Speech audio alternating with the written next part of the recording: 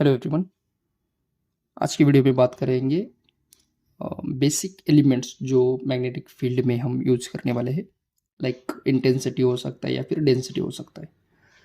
They are quite similar to electric field also. Electric field में हमने electric field intensity जो कि हम डिफाइन करते हैं कुछ इस तरह से ई बार, और इसका काउंटर पार्ट देखा था इलेक्ट्रिक फ्लक्स डेंसिटी डी बार। तो इसी टर्म को अब हम डिफाइन करेंगे मैग्नेटिक फील्ड के फॉर्म में। तो सबसे पहले तो बात करेंगे magnetic field intensity. How can you define it? So it is basically defined as the force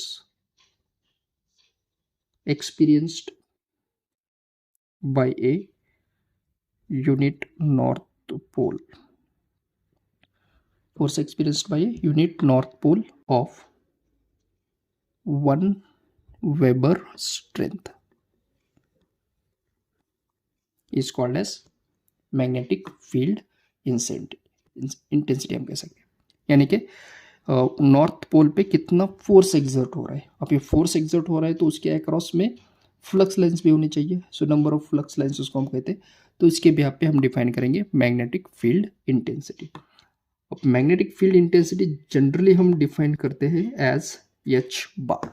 okay, तो इलेक्ट्रिक फील्ड इंटेंसिटी था ई बार, मैग्नेटिक फील्ड में है H bar is equal to, अब देख सकते हैं, force per unit flux lines, यानी कि एफ बाई क्यू इनडायरेक्टली हम लिख सकते हैं।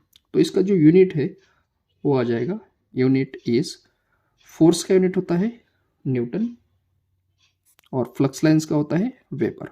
तो इसका यूनिट है न्यूटन पर वेबर, और दूसरा यूनिट हम ले सकते हैं एम्पियर पर मीटर, या फिर इसको हम लिख सकते हैं ampere turn per weber, sorry metre.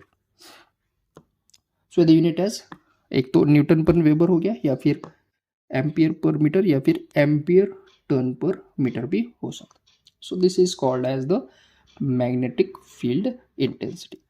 अब इसका काउंटर पार्ट हम लेते हैं, that is called as magnetic flux density.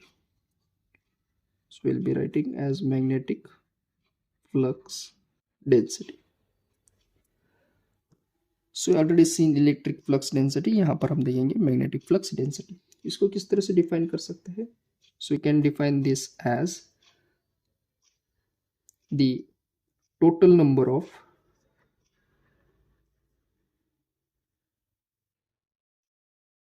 magnetic flux lines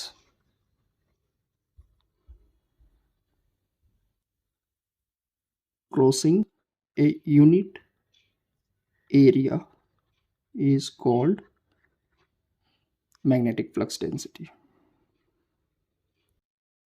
इसको हम कहेंगे मैग्नेटिक फ्लक्स डेंसिटी, यानी कि किसी भी यूनिट एरिया से, सरफेस एरिया से कितनी number of magnetic flux lines pass हो रही है, उसका मेजर जो है उसको हम कह सकते हैं मैग्नेटिक फ्लक्स डेंसिटी। अब मैग्नेटिक फ्लक्स डेंसिटी जो है वो हम डिनोट करेंगे एज बी बार। ओके, और इसका जो यूनिट होता है, अब देखिए यूनिट अगर हम लिखेंगे तो सिंपल सा बात है, b bar is equal to, हम लिख सकते हैं flux lines passing through the given area. So इसको हम लिखेंगे साई बाई ए। तो ये कुछ यूनिट अगर हम लिखेंगे तो ये आ जाएगा, its unit is weber per metre square. Okay, क्योंकि फ्लक्स लाइंस को हम मेजर करते हैं वेबर में और सरफेस एरिया होता है मीटर स्क्वायर में, तो ये आ जाएगा वेबर पर मीटर स्क्वायर, और इसको हम डिफाइन करेंगे एज टेस्ला। इसका एक अलग यूनिट है that is called as tesla. तो इन दोनों वे में हम इसको रिप्रेजेंट करेंगे, वेबर पर मीटर स्क्वायर और tesla. So this is about magnetic flux density. अब इलेक्ट्रिक फ्लक्स डेंसिटी हम डिफाइन करते हैं डी बार के फॉर्म में, magnetic flux density B bar के फॉर्म में। सिमिलरली इंटेंसिटी, तो इलेक्ट्रिक फील्ड इंटेंसिटी हम डिफाइन करते हैं ई बार से, और मैग्नेटिक फील्ड इंटेंसिटी हम डिफाइन करते हैं H H bar. So this is basic difference between magnetic field and electric field. अब जो सबसे इंपॉर्टेंट पॉइंट है that is relation between intensity and density. So we'll be writing third and the foremost important term, that is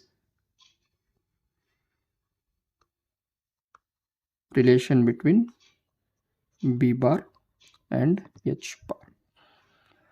So to define this particular relation, we know the relation between electric field intensity and density. जो formula हमने लिखा था कुछ इस तरह से, D bar is equal to था epsilon into E bar. ये हमने डिराइव भी किया है.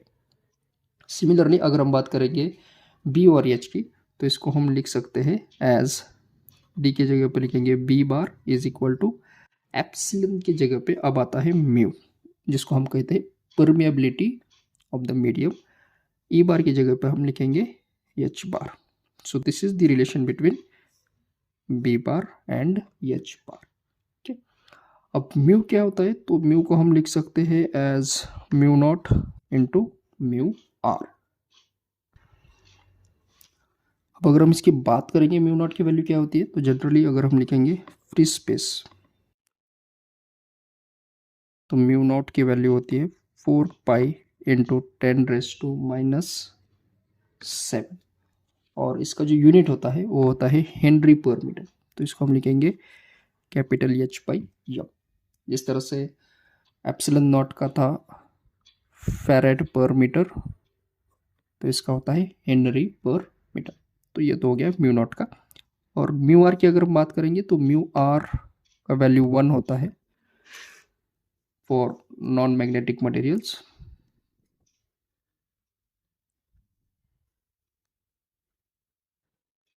और अगर कोई मैग्नेटिक मटेरियल है तो म्यू आर का वैल्यू होता है greater than 1 for magnetic materials.